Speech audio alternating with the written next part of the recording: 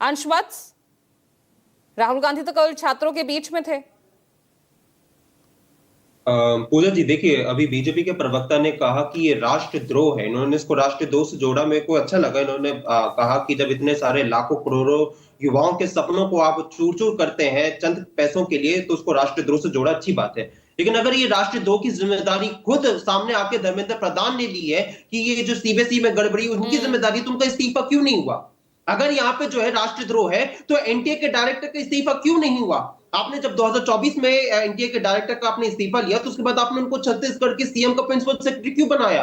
ये राष्ट्रद्रोह है, तो आपने उनको क्यों ऐसे कर रहे हैं? ये राष्ट्रद्रोह है, तो क्यों इसमें आज तक ये भी जिम्मेदारी तय हो, उनका इस्तीफा क्यों नहीं हो रहा? अगर ये राष्ट्रद्रोह है, ये सवाल हम लोग पूछेंगे। आप यहाँ पे कह रहे हैं कि ये राजनीति नहीं, राष्ट्रनीति की बात है। हाँ, ये राजनीति की बात है, लेकिन इसमें क्या आप चाहते हैं कि हम पेपर लीक हो और उसके बाद सरकार के साथ खड़े रहें? आपसे एक सवाल ना पूछें 2024 में? लेकिन अब तो प्रधानमंत्री खुद इन परीक्षाओं की निगरानी करेंगे। अब ये जो एग्जाम्स हैं, अब ये सेना के हाथों में होगा, उनका ट्रांसपोर्टेशन, कोई इस तरह की दिक्कत नहीं होगी। हाँ, मैं आ रहा हूँ, उस पर आ रहा हूँ। देखिए, जब नीट 2024 का पेपर लीक हुआ, हम यही सब बातें कर रहे थे। बीजेपी के प्रवक्ता नेता के यही सब कह रहे थे कि ये हो गया, हमें अब सोचना चाहिए कि आगे कैसे करेंगे। फिर 2025 में फिर हमने यूपी के आरओ के पेपर, तमाम सारे पेपरों पे चर्चा की, इतने दिनों तक बैठ के।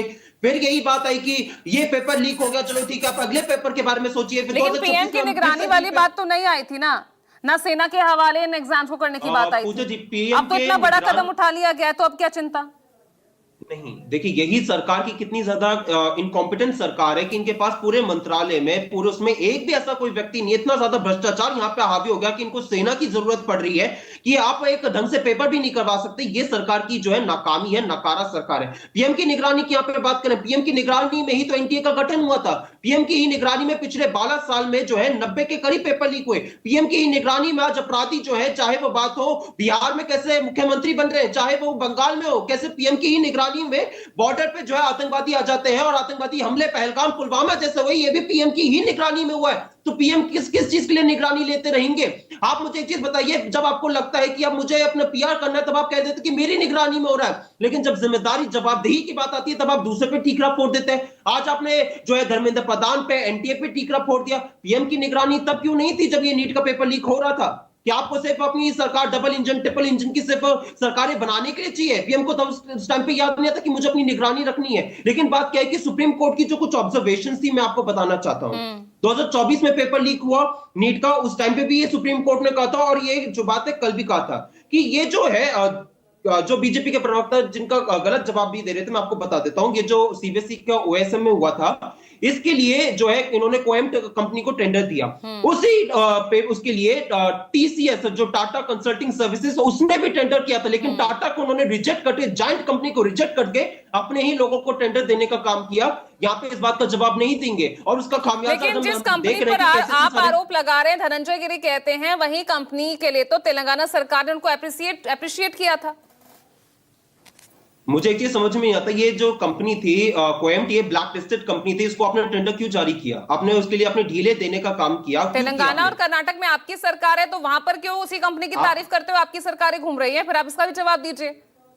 नहीं, तो राहुल गांधी जी ने आज कोएम्ट पे ही सवाल उठाया ना, कोएम्ट पे राहुल गांधी जी ने खुद ने आके सवाल पूछा है। लेकिन मुझे आप एक चीज बताइए कि जो है, ये जितने भी बीजेपी के प्रवक्ता ने कहा कि ये आजकल पूरा दुनिया जो है वो प्राइवेटाइजेशन की तरफ जा रहा है। आप कोएम्ट को लेकर सवाल उठा रहे हैं अंश, लेकिन उसी कोएम्ट को लेकर जो सवाल बीजेपी उठा रही, तो उसका भी तो जवाब दीजिए ना। हमें उनका जवाब पे आ रहा हूं।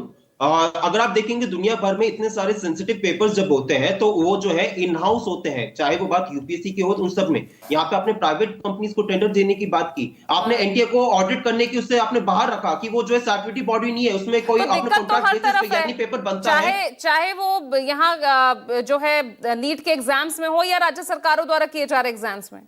देखिए पूजा जी, बात क्या है कि अभी हरियाणा का, जिस राज्य से मैं आता हूं, वहां पे अभी हम नीट पे, सीबीएसई पे तो चर्चा कर रहे हैं, लेकिन हरियाणा में टीचर्स की भर्ती का जो परीक्षा है उसको आपने स्थगित कर दिया। ये आपने लेखपाल की बात की, वो भी एक मामला सामने, ये भी रिसेंटली दोनों मामले सामने आ रहे हैं। नीट का पेपर लीक हुआ 2026 में, सीबीएसई में गड़बड़ी है, हरियाणा में आपने टीचर भर्ती परीक्षा में स्थगित करना पड़ा, आपने यूपी में लेखपाल की भर्ती में परीक्षा का सामने आ रही है। और इस सब चीज के बाद भी एक जवाबदेही तय नहीं हो पाई। सीबीएसई की जो ओएसएम की बात आ रही थी, इस पे आप सरकार की नाकामी देखिए, उनको ये गाइडलाइन जारी करनी पड़ी कि अब आप इसके पक्ष में रील्स बनाइए। टीचर्स को, स्टूडेंट्स को उसके पक्ष में रील बनाने के लिए कहा जा रहा है, क्योंकि आप अपनी जिम्मेदारी को तय नहीं कर पा रहे और आप अपनी रोहित नाकामी को अग्रवाल छुपाना चाहते हैं। जवाब दीजिए, पहले ही ओएसएम मार्किंग के लिए जब जो गड़बड़ियां सामने आई है, ठीक है, ठीक है, ठीक है, ठीक है, ठीक है, रुक जाइए रोहित।